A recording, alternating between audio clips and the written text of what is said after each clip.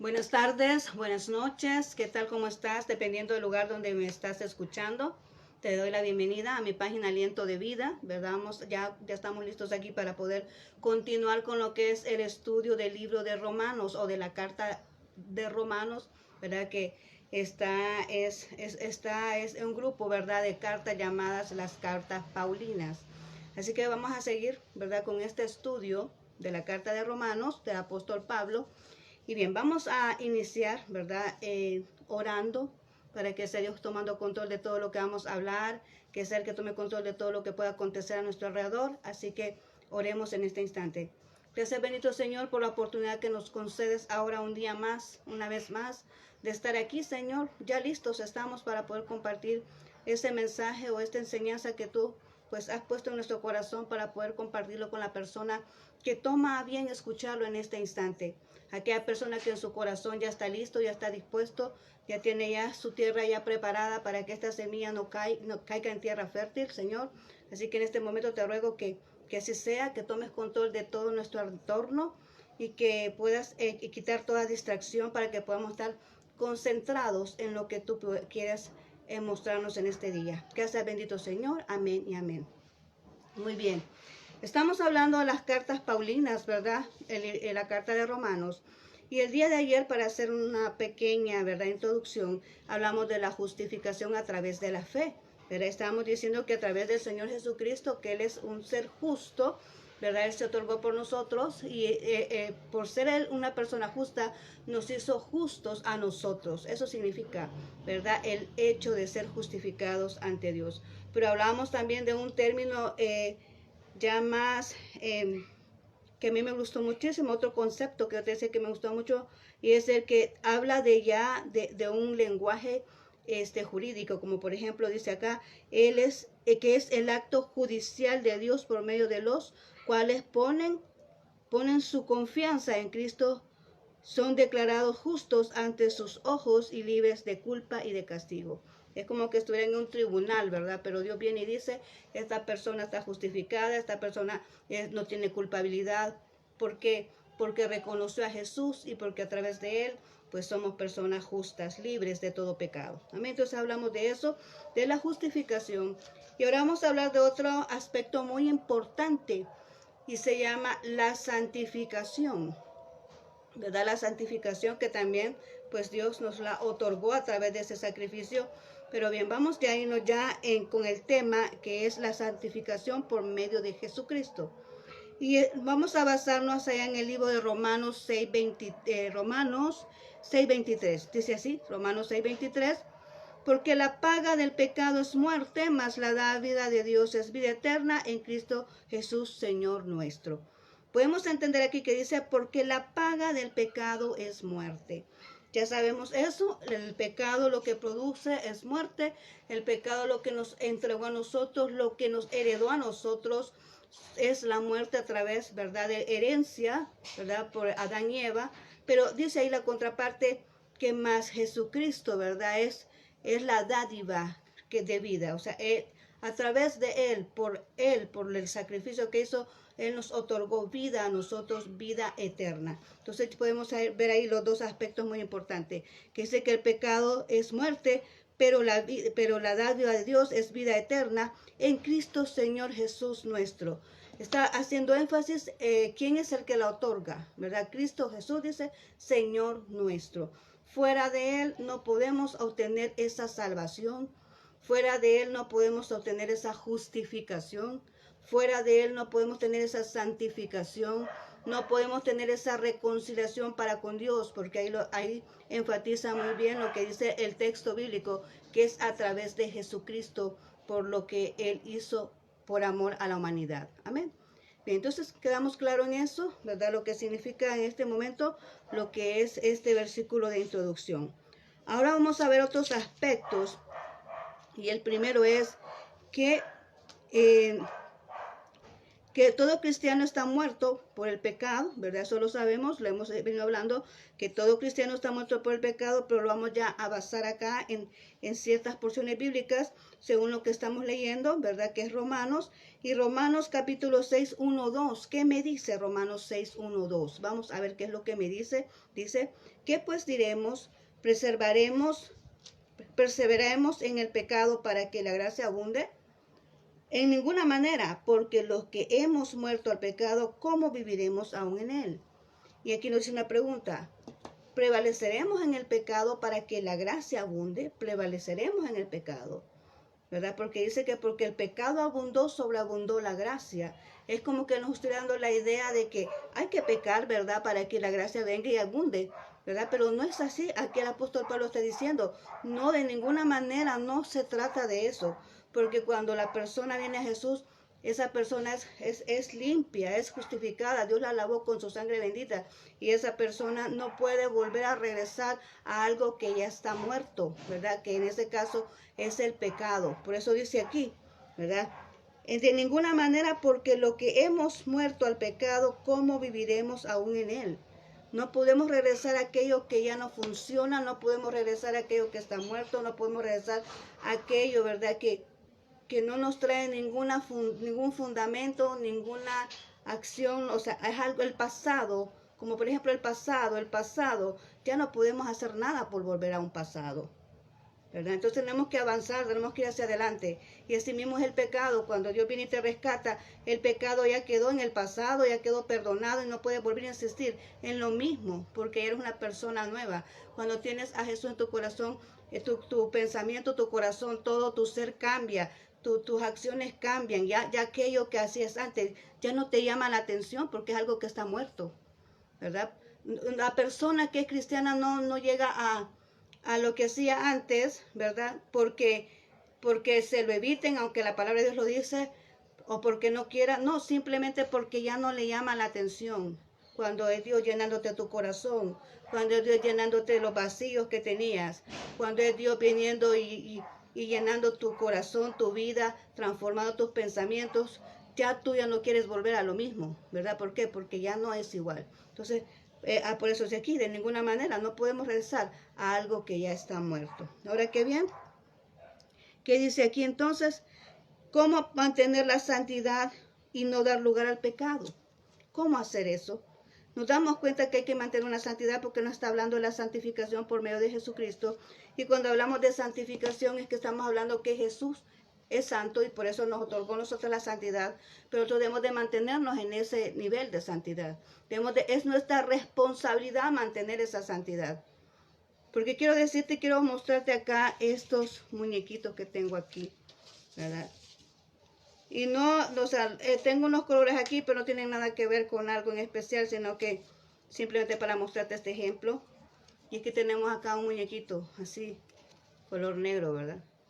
Pero nosotros vemos este muñequito acá y le vamos a hacer ejemplo que así es como nosotros venimos o estamos en el mundo, ¿verdad? Cuando venimos del mundo estamos llenos de pecado. Y este color significa en el área evangelística, así literalmente en el área evangelística, este color significa pecado, ¿verdad? Entonces aquí vemos acá que podemos venir nosotros de esta manera, podemos venir de este color podemos andar de este color. O sea, estamos haciendo un simbolismo. No significa que todas las personas que se visten de negro o que les guste el negro, ¿verdad?, andan en pecado. No me deja malinterpretar eso, porque incluso a mí me gusta el color negro. A mí me gusta vestirme del color negro, ser bien elegante, a mí me gusta. Pero esto simboliza aquí, digamos, este muñequito viene lleno de pecado para poderte enseñar y mostrar lo que te quiero, para que podamos comprender mejor lo que te quiero mostrar. Es que así es como nosotros estamos en el mundo cuando estamos llenos de pecado. Pero venimos a Jesús, reconocemos que somos pecadores, reconocemos que estamos fallando, reconocemos que hay en nuestra vida actitudes, acciones que son desagradables a Dios. Ya leímos la Biblia, ya nos confrontamos con la Biblia, ya la Biblia ya nos mostró cuál es el error en el que estamos y podemos estar en esta condición, analizamos que hemos fallado a Dios en ciertas actitudes que hemos hecho. Y tal vez hemos hecho esas actitudes porque no entendíamos, porque estamos ignorantes de lo que realmente a Dios le desagrada. Pero ya cuando leemos la Biblia, entonces como la Biblia es luz y nos aclara la verdad, entonces nos damos cuenta que estamos fallando, ¿verdad? Pero eso no queremos permanecer así, porque es necesario venir a Dios. Amén. Entonces cuando tú te enteras de esto, de que tú estás mal, tú vienes y accionas y pides al Señor que te perdone, vienes a hacer la oración, ¿verdad? Y entonces te pide al Señor que te perdone y Él viene y lo que hace es limpiarte con su sangre bendita. Él viene y hace eso, Él te cubre con su sangre. Te cubre con su sangre, la sangre de Cristo, y te limpia. Esta sangre significa que te limpia, que te lava, que te limpia de todo pecado, ¿verdad? Ya las cosas pasadas ya no tienen valor. El pecado queda sepultado, dice, en el fondo de la mar. Ya no hay más pecado, porque eres una persona justificada por la sangre de Cristo y eres santificado porque Dios vino y te limpió, te lavó, te purificó y quedas en esta condición. En la condición de limpieza, en la condición de pureza, cuando ya estás salvo, cuando ya eres limpio, cuando ya eres libre. En esta condición tú puedes venir atado. Tú puedes venir atado al pecado, ¿verdad? Porque el enemigo eso hace, te ata al pecado. No puedes dejar el vicio, aunque más quieras dejar el vicio, no puedes dejar de beber, no puedes dejar de fumar, no puedes dejar de ver pornografía, no puedes dejar de ir a buscar la mujer del prójimo, el hombre del prójimo. No puedes dejar de hacer eso porque esa es una debilidad que tú tienes y estás constantemente haciéndolo y no puedes dejar de hacerlo. Y estás en esta condición. Pero cuando te das cuenta y le pides perdón a Dios, todas esas cadenas, esas ataduras se disipan, se disuelven, se rompen las ataduras, ¿verdad? Y vienes y el Señor te lava con tu sangre bendita, como te estaba diciendo así. Él te limpia, te purifica y vienes en esta condición de santidad. Así es como tú quedas cuando vienes a Jesús. Así es como tú quedas limpio. Ya no hay pecado, ya no hay ataduras, porque el Señor viene y te limpia. Y es nuestra obligación mantenernos en este estado, en esta condición de limpieza, en esta condición de pureza, en esta condición, porque tus pensamientos y todo se vuelve puro. Cuando tú vienes a Dios, ya no piensas igual.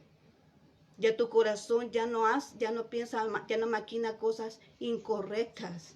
Porque Dios transforma tu vida, tus pensamientos y tu corazón y te vuelves en otra persona totalmente diferente, porque es Dios quien lo hace. Ningún humano puede cambiar. Por más que yo pueda apreciarte, te pueda conocer, ahorita yo no conozco a nadie que esté por ahí viendo, pero si yo llegase a conocer a alguien, yo no puedo hacer nada por cambiar a una persona.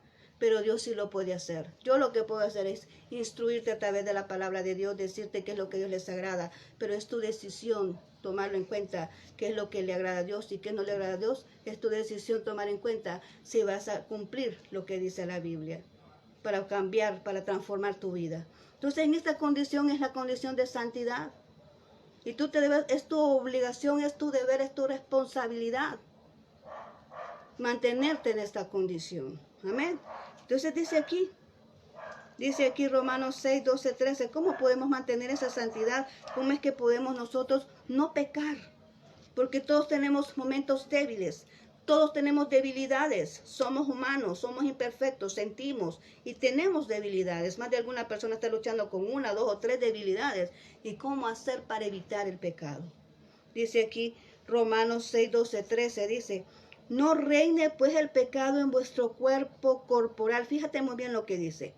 No reine pues el pecado en vuestro cuerpo corporal, de modo que lo obedezcáis en sus compulsiones o concupiscencias, ni tampoco presentéis vuestros miembros al pecado como instrumentos de iniquidad, sino presentaos vosotros mismos a Dios como vivos de entre los muertos, y vuestros miembros a Dios como instrumentos de justicia. ¿Qué es lo que está diciendo el Señor acá? Que tenemos que tener nuestro cuerpo en sujeción. Fíjate que no está diciendo, mira, no peques con tu mente, aunque también se puede pecar con la mente. Pero en este momento no está hablando de la mente y no está hablando del corazón. Está hablando de nuestro cuerpo. que nosotros debemos tenerlo en sujeción, que no vamos a utilizar nuestros órganos, nuestros cuerpos para hacer cosas incorrectas, para venir como por ejemplo, nos gusta algo que hemos visto y lo tomamos y es prohibido y no es de nosotros y lo robamos, ¿verdad? Estamos pecando porque la Biblia dice, no robarás, dice los 10 mandamientos. Y estamos deseando la mujer del prójimo, el hombre de la prójima, y estamos viendo y viendo lo que no tenemos que ver, ¿verdad? Y también estamos faltando, estamos pecando porque nuestros ojos también son santos para Dios y debemos de ver lo que corresponde. Ese puesto los ojos ¿en dónde? En Jesús, autor y consumador de la fe. Amén. Viendo lo correcto, viendo lo que Dios nos ha otorgado. Por eso dice aquí, no reine pues el pecado en vuestro cuerpo corporal. O sea, está hablando de nuestro cuerpo, ¿verdad? Que no reine el pecado, que si es cierto nos damos cuenta que hay algo que estamos fallando, hay algo que nos puede hacer fracasar en nuestro cuerpo, hay una debilidad, hay algo que no podemos evitar hacerlo, pero cuando dice la Biblia que el sabio ve el mal y se aparta, cuando ves un peligro, cuando ves una tentación que no puedes tú venir y soportar, es mejor salir, irse. ¿Por qué? Porque es mejor irse, es mejor salir, es de sabios, mejor evitar que venir y caer en la tentación, que venir y caer en el fracaso, que venir a caer en un problema que después te puedes lamentar. Es mejor salir, es de valientes aquel que viene y dice, no, yo no bebo, no, yo no fumo, no, es que yo ya cambié, Jesucristo me cambió, yo ya soy una criatura, yo ya no fumo, yo ya no bebo, yo no veo pornografía, no, es que yo no voy a estar viendo a la mujer del prójimo ni el hombre de la prójima. ¿Por qué? Porque yo soy una nueva criatura y quiero honrar el nombre de Dios. Esto es de valientes, de valientes. Venir y reconocer tu error, venir y reconocer tu debilidad, pero por honrar el nombre de Dios, porque quieres estar agradecido con Dios, vienes y te limitas, te abstienes a seguir pecando. Amén. Y Dios lo ve, Dios lo sabe y por eso te recompensa. ¿Qué más vamos a ver acá? Dice que nosotros somos siervos de justicia, podemos rendir nuestro cuerpo a Dios. ¿Lo podemos hacer? Claro que sí, dice Romanos 6:19. Hablo como humano, aquí dice el apóstol Pablo. Hablo como humano, o sea, él se está poniendo como en referencia, mire, el apóstol Pablo, yo también soy humano, como nosotros decimos, somos humanos, somos imperfectos. Él estaba diciendo a estas personas, mire, yo soy humano, les hablo como humano, por vuestra humana debilidad, que así como para iniquidad presentáis vuestros miembros para servir a la inmundicia y a la iniquidad, así ahora para santificación presentad vuestros miembros para servir a la justicia. Está diciendo, bueno, sí, aquello que ustedes hacían antes, aquellos miembros que ocupaban para fallarle a Dios, ¿verdad? Partes de su cuerpo que no honraban a Dios, ahora utilícenlo para honrar el nombre de Dios, dice. Ahora que han cambiado, adoren a Dios, ahora ocupen su cuerpo para honrar el nombre de Dios. Los pies, ¿verdad? Para caminar, a saber a dónde le vamos a ir a predicar la palabra, para la iglesia, ¿verdad? Nuestra boca para proclamar la palabra de Dios, ¿verdad? Nuestros ojos para leer la palabra de Dios, para instruirnos más acerca de Dios. Amén. Entonces dice ahora, sí, es cierto, tienen debilidades, como dice aquí, vuestra humana debilidad. Porque el apóstol Pablo les hablaba, pero él no se hacía aparte, porque él también era humano y él también tenía debilidades. Incluso decía, es que lo que yo no quiero es lo que hago. Y ahí está la expresión, ¿verdad? Que dice él, no la tengo ahorita exacta en la mente, pero él mismo se quejaba de su cuerpo, porque decía, ¿cómo es que? Porque él también sentía debilidades. Y la vez pasada hablábamos también de Elías, ¿verdad? Que dice que también era supuesto a sentir pasiones, ¿verdad? ¿Por qué? Porque somos humanos, pero estamos luchando. Lo que tenemos que hacer es venir a esas fuerzas espirituales y no caer en esa debilidad. Cuando lo podemos evitar, hay que evitarlo, ¿verdad? Hay que apartarse del lugar donde nosotros estamos fallándole a Dios. ¿Qué más dice aquí? La carne, ¿verdad? La carne pierde su fuerza cuando nosotros le damos más prioridad al espíritu.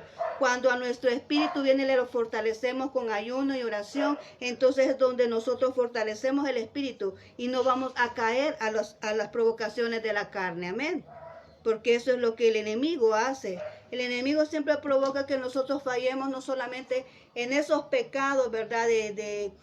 por decirlo así, la fornicación, el adulterio que muy comúnmente hablamos, no, también la mentira, también el chambre, también la calumnia, también la discordia, la cizaña, levantar cizaña, también son problemas de la carne, son problemas que también ocasionan daño cuando nos levantamos a hacer calumnia contra otra persona, cuando hablamos cosas que no son ciertas, cuando venimos y decimos algo acerca de alguien que ni siquiera es verdad. Entonces todo eso también tiene que ver con la carne, ¿verdad? Porque son acciones de la carne. Y si nosotros no las evitamos, pues entonces ahí estamos alimentando esa carne, estamos supuestos, ¿verdad?, a condenarnos, porque hay acciones así, de esas que son condenables de parte de Dios. Entonces podemos ver acá que hay que rendir nuestra debilidad a Dios cuando la reconocemos, para poder mantener esa santidad. Ahora, el cristiano es librado de la ley como medio de santificación. Podemos ver esto. Aquí estaban hablando acerca de la ley. Acordemos que el libro de la carta de Romanos nos habla mucho acerca de la ley y acerca de la gracia, de las dos dispensaciones. Por eso era importante que tú conocieras antes de qué se trataba la ley de Moisés. Porque aquí se habla muchísimo de esto, de lo que es la ley de Moisés y lo que es el periodo de la gracia, de que Jesús cuando vino y nos otorgó esa salvación, entramos al periodo de la gracia. Entonces vemos aquí, dice que si el cristiano es librado de la ley como medio de santificación, y aquí hay una analogía, hay un ejemplo que es en el capítulo 7, donde nos habla acerca del matrimonio. Dios hace esa semejanza y dice que la mujer, mientras está casada, mientras el esposo vive, la mujer está sujeta a ese hombre, a ese caballero. Pero cuando ese hombre muere, pues entonces la mujer ya queda completamente libre. Y si quiere volver a casarse, pues lo puede volver a hacer. Pero dice ahí que mientras el marido está libre, está vivo, ¿verdad? La mujer está sujeta a esa persona. Pero entonces, ¿qué más dice ahí? Está haciendo esa analogía, ¿verdad? Está haciendo esa comparación de la ley con lo que es la gracia. ¿Y en qué significa esto? Vamos a leerlo acá como dice el 7:4, dice: así también vosotros, hermanos míos, habéis muerto a la ley mediante el cuerpo de Cristo, para que seáis de otros del que resucitó de los muertos, a fin de que llevemos fruto para Dios. Jesucristo vino a morir por nosotros. Él es nuestro esposo porque la iglesia es la esposa de Jesús. La iglesia es la esposa del Cordero. Es la esposa de Jesús.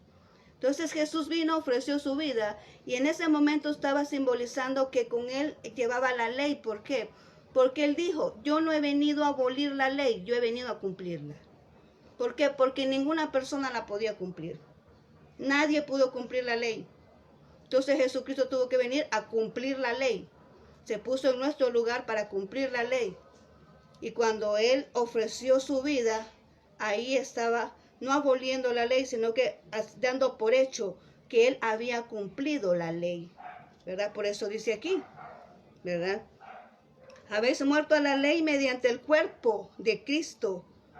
Fíjate bien que dice: habéis muerto a la ley mediante el cuerpo de Cristo. Eso no significa que la ley no tiene valor. Eso significa que ya la ley ya no rige como antes.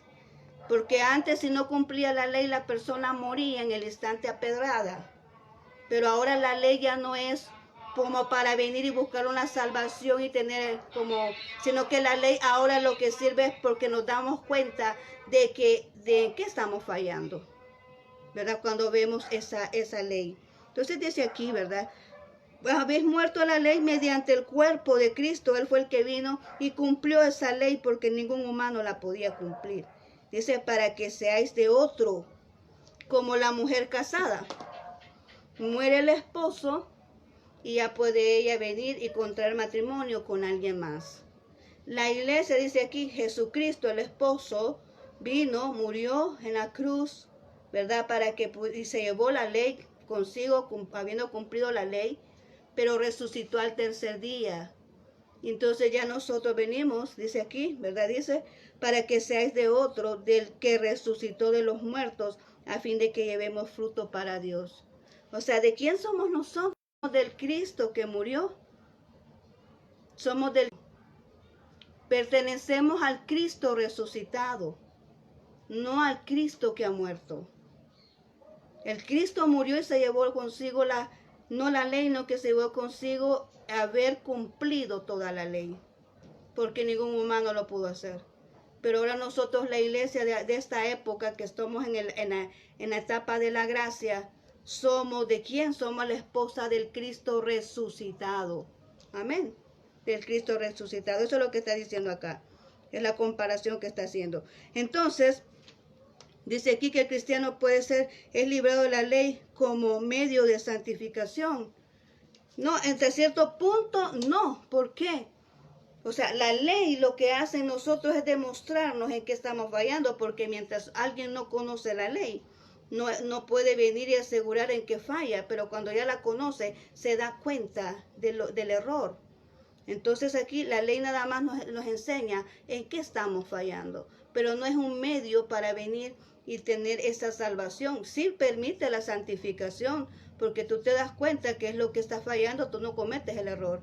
Sí sirve para la santificación, aunque Jesucristo ya lo hizo una sola vez y para siempre en esa cruz. Como te dije, es nuestro deber mantenernos en esta condición cuando venimos al Señor, ¿verdad? Es nuestra obligación. Dice aquí otro interrogante. ¿Es pecado la ley? ¿Es pecado la ley? Porque vemos ahí en el 7:7 dice, ¿qué diremos pues? ¿La ley es pecado? En ninguna manera, dice el apóstol Pablo, en ninguna manera, pero yo no conocí el pecado, sino por la ley. Es lo que te estaba explicando. Que él no conocía el pecado, él no sabía que estaba pecando, él no sabía que estaba errando, él no sabía que no estaba fallando. ¿Por qué? Porque no conocía la ley. Cuando se le fue mostrada la ley, entonces se dio cuenta de que había pecado, de que tenía necesidad de buscar a Dios. Por eso dice aquí, ¿qué diremos? Pues la ley es pecado en ninguna manera, pero yo no conocí el pecado, dice, sino por la ley. Cuando vio la ley se dio cuenta que había pecado, porque tampoco conocía la codicia. Tampoco conocía la codicia si la ley no la dijera, no codiciaráis. Ahí está, bien claro. Él no conocía, dice, la ley, pero cuando vino y empezó a leer los mandamientos, se dio cuenta que había muchos errores que estaba cometiendo, como por ejemplo, dice él, yo no sabía de la codicia, dice él, si no dijera la ley, no codiciarás. Entonces la ley lo que nos indica es cuál es el error el que estamos cometiendo. Ahora, ¿qué más podemos hablar acá? Dice, lo que es bueno es muerte, hablando de la ley.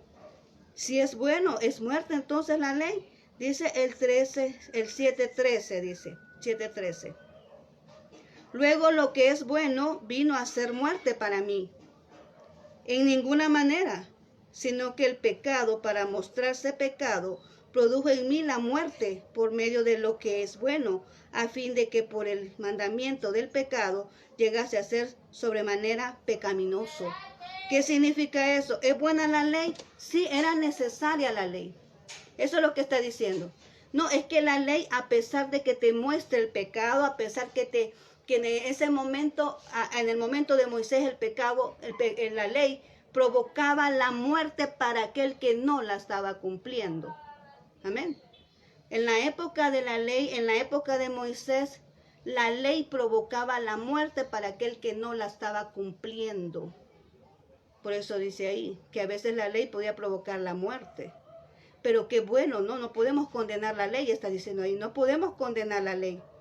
Porque lo que está hablando es que en este periodo está él señalando que estamos en el periodo de la gracia, no estamos bajo la ley. Eso es lo que él estaba aquí mostrando en esta carta, que estamos en el periodo de la gracia, no el de la ley. Pero aquí dice, no podemos condenar la ley porque la ley es buena. ¿Por qué es buena la ley? Porque en ese momento la ley, ¿qué pasa en un lugar donde no hay reglamento? ¿Qué pasa en una empresa si no hay un reglamento? En tu casa, ¿qué pasa si no pones las reglas de cómo debe ser todo en su casa? Tienen que haber reglas, tienen que haber leyes, tienen que haber algo para que se rija un orden. Si no, pues todo es desorden. No hay organización, no hay control, no hay nada. en todo lugar hay lineamientos, hay reglas, hay aspectos que cumplir, ¿verdad? Entonces así mismo es Dios. Lo primero que hizo Dios al ponerlos allá en el desierto fue poner un orden. Y le dio los 10 mandamientos a Moisés. Eso fue el orden de aquel momento. Como Dios instituyó el orden en ese lugar. Pues ahora nos da la gracia porque Jesucristo vino a cumplir la ley, como le hemos estado anteriormente. Entonces, sí es buena la ley. Es buena, no es condenable para nosotros. Ahora es buena porque conocemos el error. Aunque en aquel entonces se condenaba a la persona que no podía cumplirla. Eso es lo que está explicando él aquí. ¿Qué más vamos a hablar aquí? Dice, ¿cómo vivimos por el Espíritu entonces? Ya el capítulo 8. ¿Cómo es que vivimos? ¿Cómo podemos hacer si existe la carne y existe el Espíritu? ¿Cómo vamos a hacer para vivir por medio del Espíritu? Dice, cuando venimos al Señor ya no hay condenación. En el 8.1 dice, ahora pues ninguna condenación hay para los que están en Cristo Jesús, los que no andan conforme a la carne, sino conforme al Espíritu. Aquí nos menciona la carne, nos menciona el Espíritu y dice que no hay ninguna condenación para aquel que está en Cristo Jesús. ¿Por qué dice en Cristo Jesús? Porque cuando tú estás en Cristo Jesús, Él te redimió, Él te rescató, Él te lavó, Él te santificó. Y si tú estás, tienes ese temor y ese respeto a Dios, tú no vas a regresar al pasado, como estamos hablando al inicio. Tú no vas a regresar al pasado, no, que vas a ir creciendo espiritualmente. Y vas a mantener la condición de santidad que Dios quiere que tengamos. Aleluya.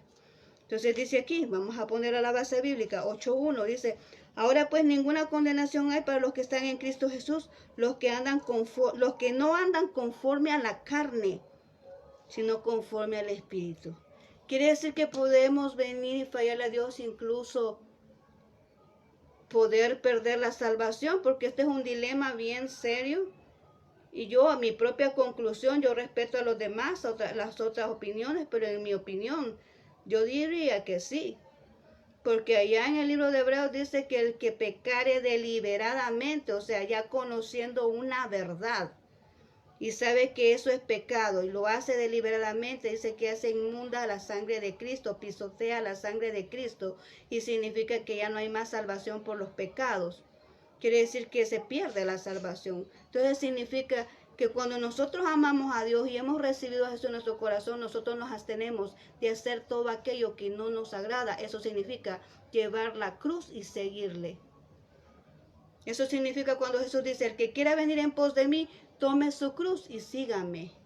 Significa que te vas a limitar de hacer todo aquello que te agrada, que le agrada a la carne, de darle placer y gozo a la carne, aquello que es incorrecto ante los ojos de Dios. No lo vas a hacer. ¿Por qué? Porque honras a Dios, porque amas a Dios y no le quieres fallar. Eso significa llevar la cruz de Jesús y seguirle, ¿verdad? Por eso dice aquí que no hay ninguna condenación en Cristo Jesús para aquellos que andan, para los que no andan conforme a la carne, sino conforme al Espíritu. Cuando andas conforme al Espíritu, tienes temor de fallarle a Dios. Los que son de la carne piensan en las cosas de la carne. Es la prioridad. ¿A dónde vamos a ir a beber? ¿A dónde vamos a ir a fumar? ¿A dónde nos vamos a reunir para jugar las cartas? ¿Dónde vamos? O sea, solo piensan en las cosas de la carne. El que anda en la carne solo piensa en las cosas de la carne, los deseos de la carne, el placer de la carne, solamente en eso piensa, porque esa es su prioridad y eso es lo que a Dios le desagrada, porque la carne es lo que nos trajo perdición y condenación. Amén. Eva allá cuando fue engañada por Satanás, ¿qué estaba pensando? En que se iba a comer un fruto. Y eso es pensar en la carne, ¿ya? Eso es pensar en la carne. Entonces así mismo aquí. Dice aquí, los que son de la carne piensan en las cosas de la carne. El ocuparse de la carne es muerte, porque no nos trae ningún beneficio. El venir y estar haciendo lo mismo de la carne nos va condenando cada vez más y nos va alejando de Dios. Los designios de la carne son enemistad con Dios. Dios no puede estar donde hay pecado. Dios no puede evitar donde está la falta todo el tiempo. Dios no puede evitar ahí. Dice que la oración de aquel que está en pecado es abominación ante Dios. No le escucha, no le pone atención a aquella persona que está orando y que está en pecado. No llega esa oración ante Dios. Entonces por eso es importante venir y arrepentirnos, reconocer nuestro pecado, reconocer nuestro error, reconocer nuestra debilidad y arrepentirnos ante Dios para poder tener su misericordia y que Él pueda contestar esa necesidad, Él pueda contestar nuestras oraciones cuando clamamos a Él. Porque mientras hay pecado, Él no puede venir y contestar una oración. Tú puedes decir, bueno, ¿y por qué no me contesta la oración? Bueno, ¿y por qué las cosas no se solucionan? ¿Qué es lo que aconteció ahí? ¿Ha habido desobediencia? ¿Ha habido un problema ahí? ¿Alguna decisión incorrecta? ¿Ha habido ahí alguna actitud que Dios le desagrada? ¿Hay algo ahí que está fallando que Dios no está de acuerdo? Pregúntate. ¿Hay algo ahí que está fallando que Dios no le agrada? Porque está operando en la carne.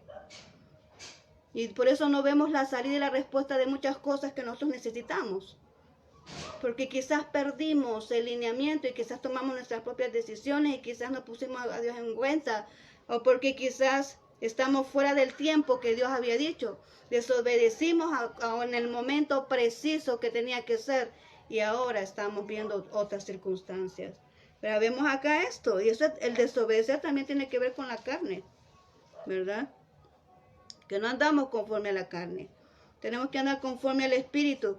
Cuando andamos en el Espíritu, Dios nos da indicación y vamos con ello. Cuando andamos en el Espíritu, en el momento que Dios dice esto, ahí vamos a hacerlo. ¿Por qué? Porque el Espíritu de Dios nos está ordenando y vamos ahí, obediencia, y vemos el resultado, los beneficios de Dios al someternos a trabajar en el Espíritu, no en la carne. Amén. Dice que por Jesucristo somos vivificados allá en el 8:10. En Jesucristo somos vivificados, dice, pero si Cristo está en vosotros, el cuerpo en verdad está muerto. Amén. A causa del pecado, mas el Espíritu vive a causa de la justicia. Si Cristo vive en nosotros, el cuerpo está muerto. ¿Por qué? Porque no hacemos las cosas de la carne. No vamos a acceder a la voluntad de la carne. No vamos a acceder a las cosas que a Dios le desagradan. Entonces el cuerpo está muerto. No hay deseos, no hay nada de venir y fallarle al Señor porque el cuerpo está muerto. Porque Jesús está en nosotros y es más fuerte lo espiritual que lo carnal. Eso significa acá, ¿verdad? Entonces, cuando nosotros estamos en esa condición, hay menos posibilidades de fallarle al Señor, de caer en una debilidad y fallarle a Dios. Por eso dice aquí, pero si Cristo está en nosotros o en vosotros, el cuerpo en verdad está muerto, ¿verdad? A causa del pecado. O sea, el pecado origina que el cuerpo muera, ¿verdad? Estamos lo viendo de las dos maneras. Porque por el pecado el cuerpo realmente está muerto. Por eso es que nosotros heredamos la muerte física y la muerte espiritual. El cuerpo de sí va a morir. Nuestro cuerpo va a morir. Busquemos a Dios, o le aceptemos o no le aceptemos, nuestro cuerpo, nosotros siempre vamos a morir. No somos eternos aquí. Pero nuestro espíritu es el que Dios vino a rescatar. Es el que Jesús vino a rescatar. Y ahí depende de dónde tú quieres que viva. ¿A dónde vas a vivir? ¿En qué lugar? ¿En el infierno o en el cielo? Solo hay dos lugares, ¿verdad? Entonces dice aquí, pero si Cristo está en vosotros, el cuerpo, la verdad, está muerto a causa del pecado, mas el Espíritu vive a causa de la justicia. ¿Por qué? Porque Jesucristo no justificó a cada uno de nosotros en esa cruz. Ya no somos pecadores ante los ojos de Dios, somos personas justificadas por la sangre de Cristo. Ahora, el Espíritu de Jesús nos hace libres. Tenemos que tomar en cuenta. El Espíritu de Jesús es el que nos hace libres a nosotros. Y vemos allá en el 8:15. Pues no habéis recibido el espíritu de esclavitud para estar otra vez en temor, sino que habéis recibido el espíritu de adopción por el cual clamamos Abba Padre. Amén. Jesús nos adoptó en el momento que Él se sacrificó por nosotros. Nosotros antes éramos personas sin identidad, por decirlo así. Pero cuando venimos a Jesús, Él dice que somos hijos de Él, porque le hemos reconocido como Rey y Señor en nuestras vidas. Mas a todos los que le recibieron, dice allá en Juan 1:12, les fue dado la potestad de ser hechos hijos de Dios, ¿verdad? Entonces dice aquí, como acabamos de leer, pues no habéis recibido el espíritu de esclavitud para estar otra vez en temor.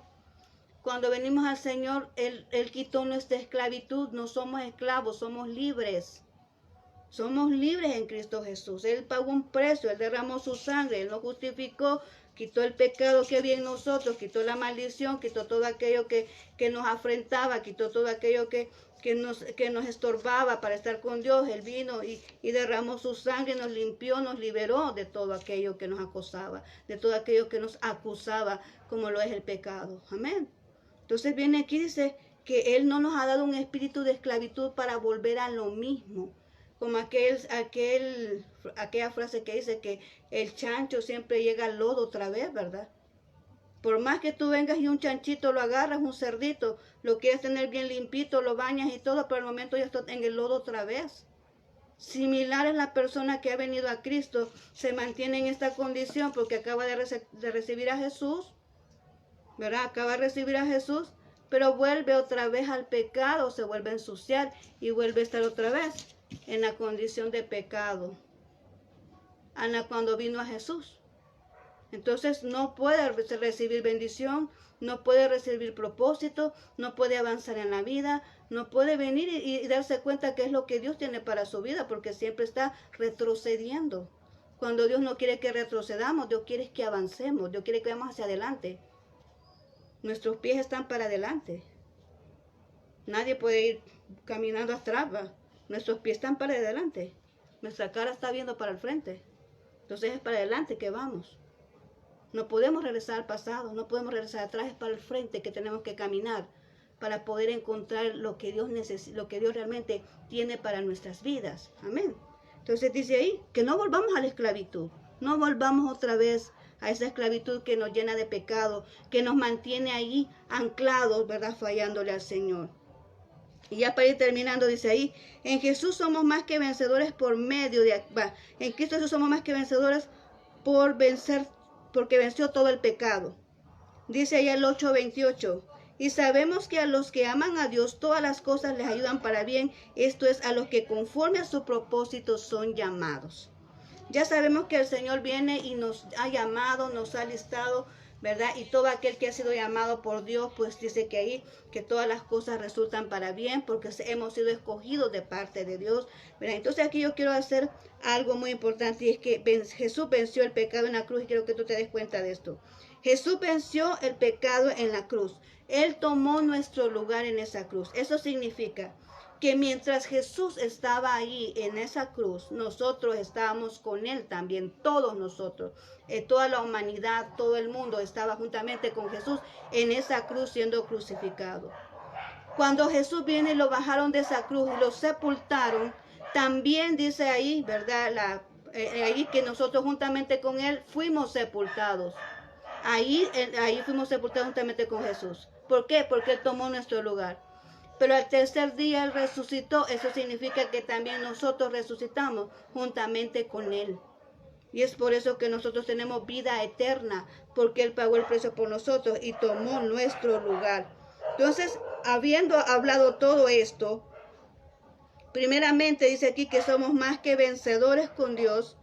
¿Por qué? Porque Él venció la muerte, venció el pecado, venció la muerte en esa cruz. Y Él tomó nuestro lugar, entonces nosotros somos primeramente también, somos vencedores ante el pecado y ante la muerte. También nosotros hemos vencido juntamente con Jesús. Amén, porque Él nos otorgó esa salvación y vida eterna. Ahora ya terminando, dice aquí 1 Pedro 1:16, te quiero dejar este versículo para que tú te des cuenta lo que la Biblia dice acerca de la santidad. Dice 1 Pedro 1:16. Porque Cristo escrito está, dice, sed santos porque yo soy santo, dice Jesús. Escrito está, sed santos porque yo soy santo. Si Jesús lo dice es porque realmente lo podemos llegar a ser. ¿Y qué significa eso? Ser santo, ser apartado para Dios. Es honrar el nombre de Dios. Es ser apartado para Dios. Es no volver otra vez a cometer el error. Es no volver a fallarle a Dios. Tal vez al momento puedas sentir que te cuesta, pero tu corazón, Dios sabe, porque una persona que está fallando, el corazón le duele fallarle a Dios. La persona que ama a Dios le duele en el corazón fallarle a Dios. Pero Dios lo conoce, Dios lo sabe, y las fuerzas vienen de Él. Si tú has recibido a Jesús y has fallado, levántate otra vez y dile, Señor, perdóname, pero quiero volver a reanimarme en tu vida, quiero volver al Señor a avanzar en lo que tú tienes para mí, ¿verdad? Pero tú tienes que hablar con Dios y decirle eso, ¿verdad? Porque Dios conoce y Él no quiere que te pierdas, Él quiere que realmente reacciones, recapacites y que hagas la voluntad que Él ha establecido para tu vida, para que puedas venir y conocer qué es lo que Dios tiene para ti. Amén. Entonces, este es el mensaje de ahora. Santificados a través de Jesús, porque Él tomó nuestro lugar en esa cruz. Amén. Así que yo quiero invitarte ahora a recibir a Jesús en tu corazón, tú que no le conoces, que le des la oportunidad en tu corazón, que abras la puerta de tu corazón para recibir a Jesús y que tener la oportunidad de que Él cambie tu vida, que transforme tus pensamientos y tu vida. Así que acompáñame si tú estás allí y sientes que Dios te ha tocado, pues en este momento di, Señor, yo quiero reconocerte. Amén. Vamos a orar en este instante, repite después de mí.